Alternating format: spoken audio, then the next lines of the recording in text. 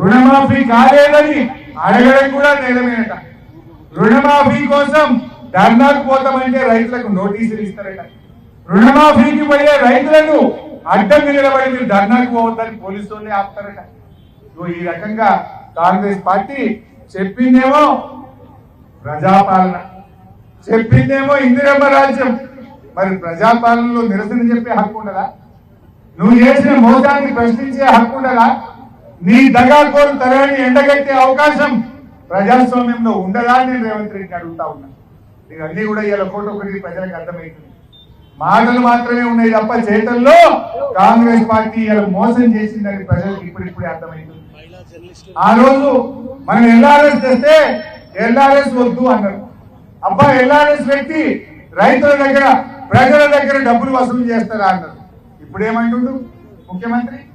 LRS జల్లి కట్టుంది 3 నెలల పైసలు వసూలు చేయండి, 10,000 కోట్లు ప్రజల దగ్గర రక్త మాంసాలు పీల్చి పిప్పి చేసి వసూలు చేయమంటుండ్రు రేవంత్ రెడ్డి.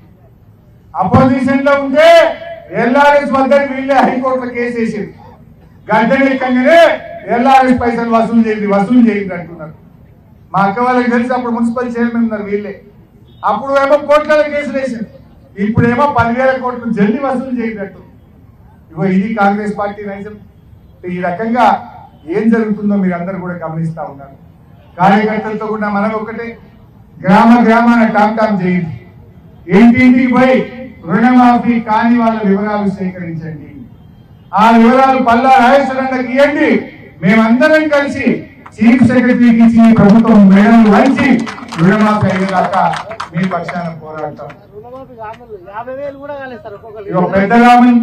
పెద్దరామన్ చెల్ల గ్రామంలో రుణమాఫీ కాని రైతులు 99 మంది రైతులకు కాలేదు అని మా కార్యకర్త ఈ వివరాలు తీసుకొచ్చింది. ఈ 99 కాదు ఇంకా 30 ఉన్నాయి అంటుంది. సో ఈ రకంగా అన్ని గ్రామాల్లో మీరు తీసుకురండి. ఈ అసెంబ్లీని స్తంభింపజేస్తాం, ఈ ప్రభుత్వం మెడలు వంచుతాం. ఖచ్చితంగా రుణమాఫీ జరిగేటట్టుగా బీఆర్ఎస్ పార్టీ రైతుల పక్షాన పోరాడుతుంది. ఇంకో మోసం జరిగింది, మీరు గమనించిందో లేదు. జరగాల్సింది 42 లక్షలు, జరిగింది 20 లక్షలు. ఆ 20 లక్షలు కూడా ఏం చేసిరు? డిసెంబర్ 7వ తారీఖు దాకానే మిత్తి కట్టిరు.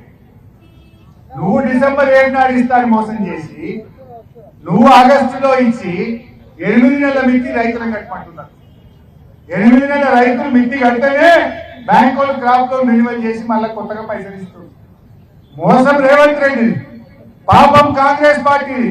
మరి రైతులు ఎందుకు వడ్డీ కట్టాలి అంటున్నాడు, రైతులు ఎందుకు మిత్తి కట్టాలి అని అంటున్నా. ఇది పూర్తి రుణమాఫీ అవుతుందా? పాక్షికం అవుతుంది. మీ వడ్డీ రైతులతో కట్టిస్తే అది పూర్తి రుణమాఫీ కాదు, అది పాక్షిక మాఫీ అవుతుంది. నీది కదా తప్పు. 9 తారీఖు చేస్తాని చేయకుండా ఆగస్టులో చేయడం, ఇది కాంగ్రెస్ పార్టీ చేసిన మోసం, రేవంత్ రెడ్డి చేసిన తప్పు. దానికి రైతులకు ఎందుకు శిక్ష అని నేను అడుగుతా ఉన్నా. ఆ వడ్డీ కూడా కాంగ్రెస్ ప్రభుత్వమే కట్టాలి, రేవంత్ రెడ్డి ప్రభుత్వమే కట్టే విధంగా కూడా మన ఒత్తిడి పెంచాలి, రైతుల్లో చర్చ పెట్టాలని చెప్పి తెలియజేస్తూ ఇప్పటికే కాలాతీతమైంది. జై తెలంగాణ.